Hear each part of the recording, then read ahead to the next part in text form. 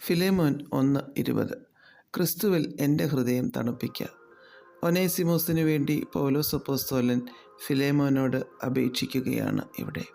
തടവിലായിരുന്നപ്പോൾ അപ്പോസ്തലൻ ആത്മാവിൽ ജനിപ്പിച്ച മകനാണ് ഒനേസിമോസ്. അദ്ദേഹത്തെ സ്വീകരിക്കണമെന്ന് ഫിലേമോനോട് പറയുകയാണ്.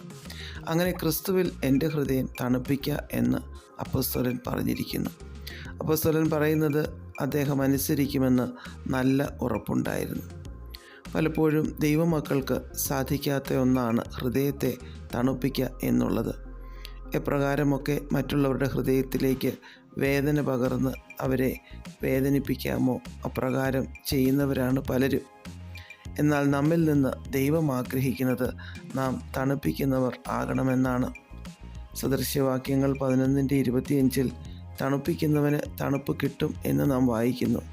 നാം മറ്റുള്ളവർക്ക് ആശ്വാസമായാൽ നാമും ആശ്വാസം ലഭിക്കുന്നവരായി മാറും. റോമർ 15:31 അപ്പോസ്തലൻ വിശ്വാസികളുടെ അടുക്കൽ വന്ന് മനം തണുക്കാൻ ആഗ്രഹിക്കുന്നതായി പറഞ്ഞിരിക്കുന്നു.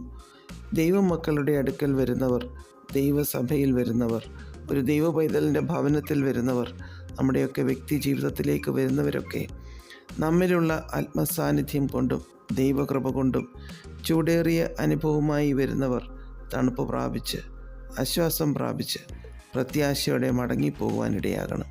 ക്രിസ്തുവിൻ്റെ ഭാവം തന്നെ നമ്മിലുണ്ടാകുവാൻ ഇടയായിത്തീരട്ടെ.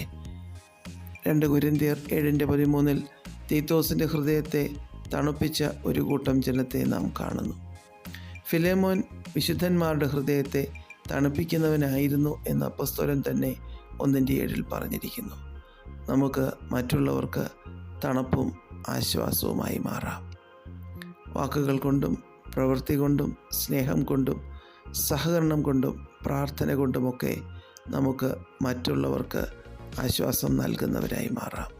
നാം ദൈവത്തിൽ നിന്ന് ആശ്വാസം പ്രാപിച്ചുവെങ്കിൽ നാം മറ്റുള്ളവർക്ക് ആശ്വാസമായി തീരണം. അതിനായി ദൈവം നമ്മെ സഹായിക്കട്ടെ. പ്രാർത്ഥിക്കാം. പ്രിയപിതാവേ, മറ്റുള്ളവർക്ക് ഞങ്ങളൊരു തണുപ്പായി തീരുവാൻ ഞങ്ങളെ സഹായിക്കണമേ.